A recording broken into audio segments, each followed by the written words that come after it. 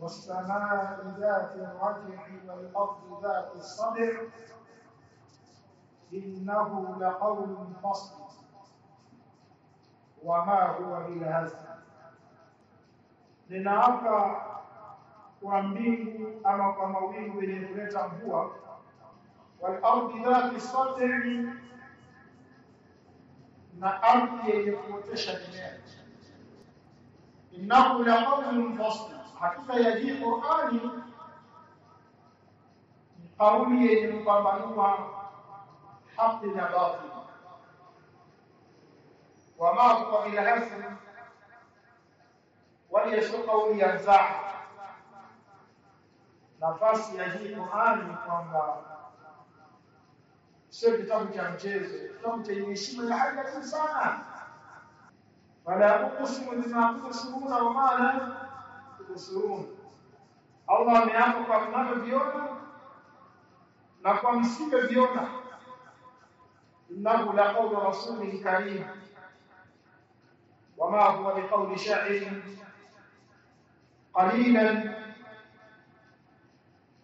ma tu'minun wala biqawli kahin qalilan ma tadhakkarun. Tanzil min rabbil alamin. Kama kuna neema ambayo umma Muhammad sallallahu alayhi wasallam wanaweza kujivunia kwayo,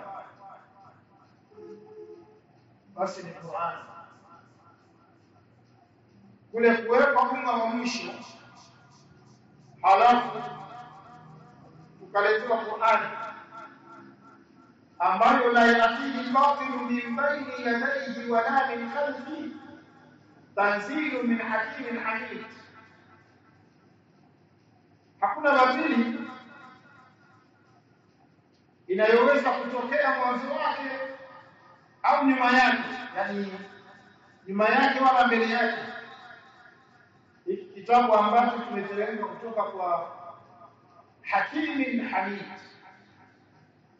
mwenye hekima ya hali ya juu kabisa, lakini pia mwenye kusifika kwa sifa za kipekee. Sisi kama jamii ya Waislamu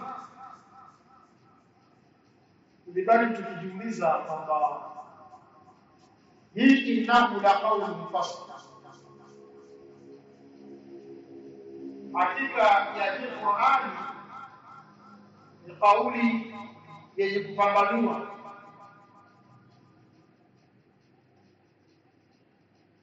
ni kauli yenye kupambanua haki. Wama huwa bil hasr, wala sio kauli ya mchezo, wala sio kauli ya mzaha. Kwa kiasi gani kama jamii ya Waislamu, kwa mujibu wa maisha yetu, tunafanya ithbat, tunathibitisha maneno ya Mwenyezi Mungu Subhanahu wa Ta'ala. Of course, ukisoma hizo aya ukimaliza unasema sallallahu alaihi wasallam.